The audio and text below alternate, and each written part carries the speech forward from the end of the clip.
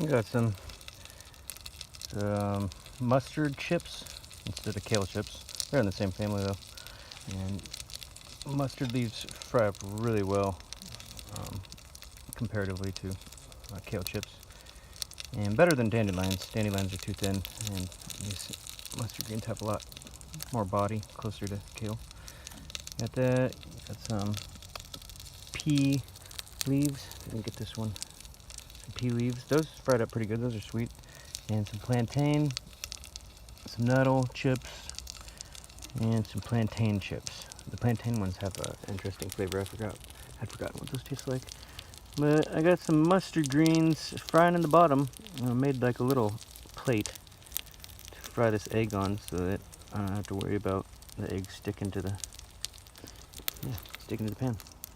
And now I'm gonna get some cheese. Get some of that sheep butter, sheep cheese, sheep cheese.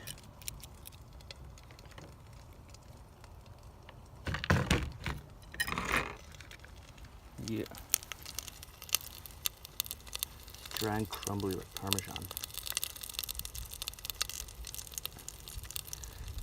I pressed it with 40 pounds of pressure.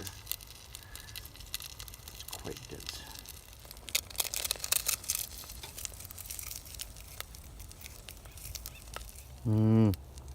Mustard chip.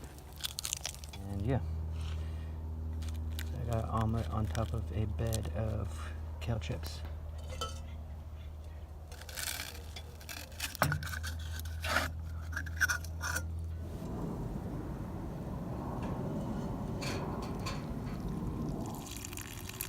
Now we're getting down to the milky stuff.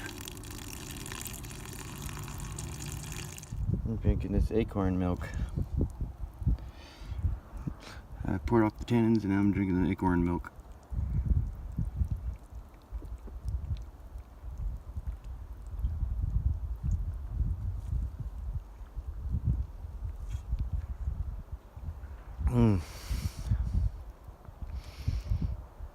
This is like the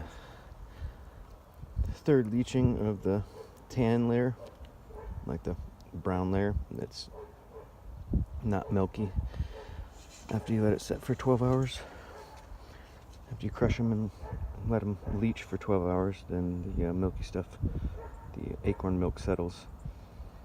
And then you just pour off the brown stuff that has the tannins in it. And I did that 3 times. And now the acorn milk tastes good. Tastes somewhat similar to almond milk. You silly sheep. Let that process for a second, then I'll drink the rest. And then I'm gonna cook some up. What if I press these in a cheese press? If I pressed them long enough, I wonder if it'd come out as a puck. That'd be interesting. This is my kitchen right now. Got a bag of Bob's Mill, Red Mill or whatever. We got my cheese and this. Cheese is wonderful. Cheese book. It's awesome. Abbey Lane Farm. I got this from Abbey Lane Farm. I said wait till it's orange. It was green, then yellow, and it's starting to turn orange. And got some yacon root from them. Letting that mature. Way sweeter than beets. And as it ages, it gets sweeter and turns pink. And that pink color, I don't know, to me looks kind of like how it tastes. It tastes like a sweet candy. It's good. I'm low on the groceries right now because I'm high on the wild edibles. The nettles are up right now. So nettles are finally coming back from the late summer droughts.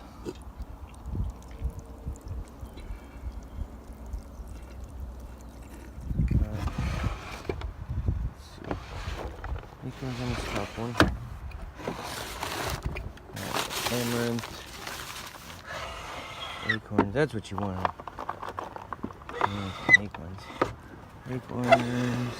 Acorns. Oops. Acorns. acorns, acorns, and amaranth. Want some amaranth? All the seeds are at the bottom.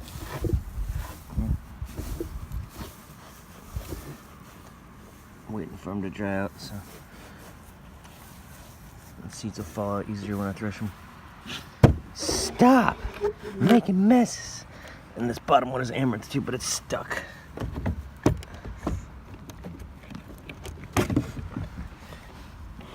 There we go. Cupboard of drying nuts and grains. Got a 5-gallon bucket of almonds and hazelnuts. Yeah. Acorns. Crushed acorn. Crushed and leached 4 times. Extra sweet, no bitter. Equal parts oats.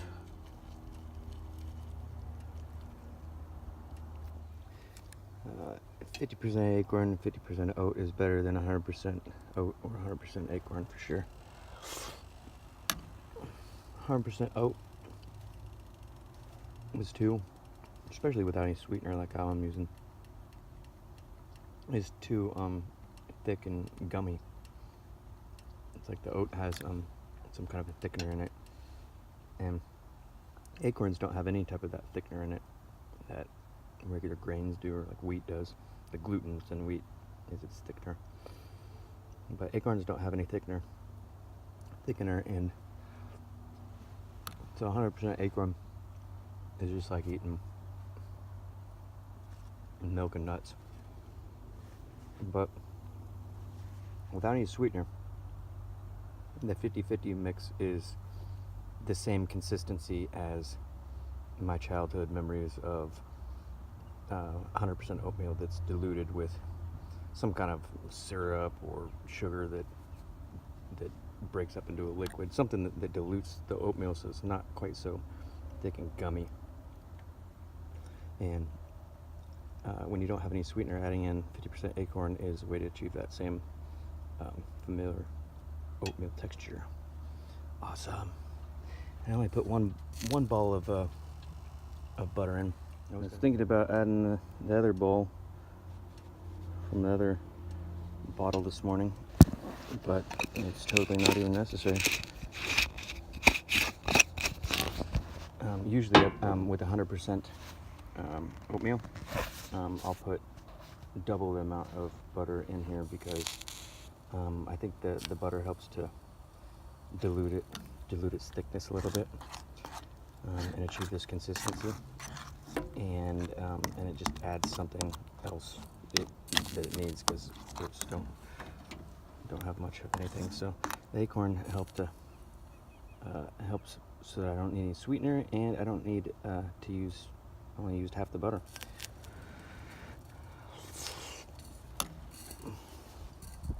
We got the acorn mash drying out into flour. Twice as fast in the wok as it was in this 2-gallon pot. There. Let that fry up for a second. Good shape. Thank you for your patience.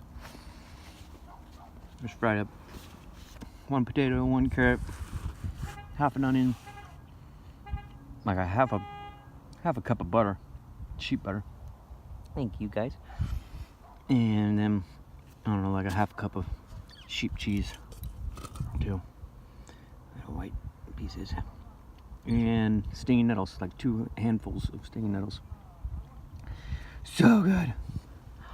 And sticking the last night's milk into my jacket so that it brings it up to warmth, because lately it's been getting well under the 58-degree perfect temperature for making butter. When it was warmer than this slightly, I would stick this into the creek, and the creek would lower it to 55, which was perfect. And now that it's getting down to like 40 or 30 at night, in the morning, I have to at least stick this in my coat for 30 minutes. or I can more quickly balance it out by squirting in some of the raw, fresh, warm milk.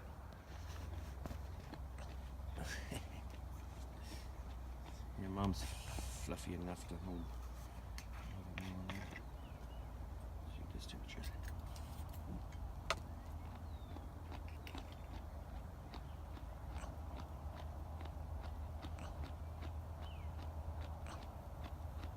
And this one is 53 degrees. It's almost there.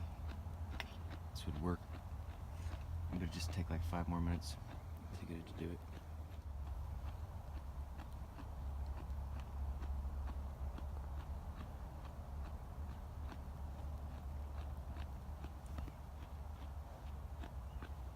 Guys, the milk is ridiculous. Woolly, woolly, woolly, woolly, woolly, woolly. Good boy. That was at least 250 calorie breakfast. So, let that one warm up. Go on, workout. Beat that flag.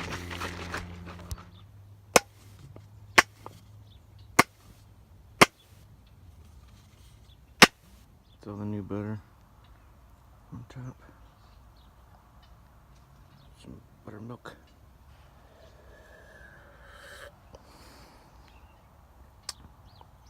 New ball of butter to add to that bottom inch. All right, got a fried hot pocket. We got stinging nettles and like a quarter of an onion fried up in sheep's butter, along with my sheep's cheese fried up and then rolled up in this pocket and fried again. That's a hot pocket.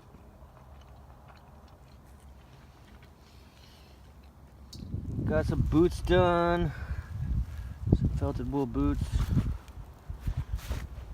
And a thick wool sole on them. I'm not even going to put a rubber sole on them because I've been making felted wool sandals for a long time and they last a long time, so I know that I don't really need it.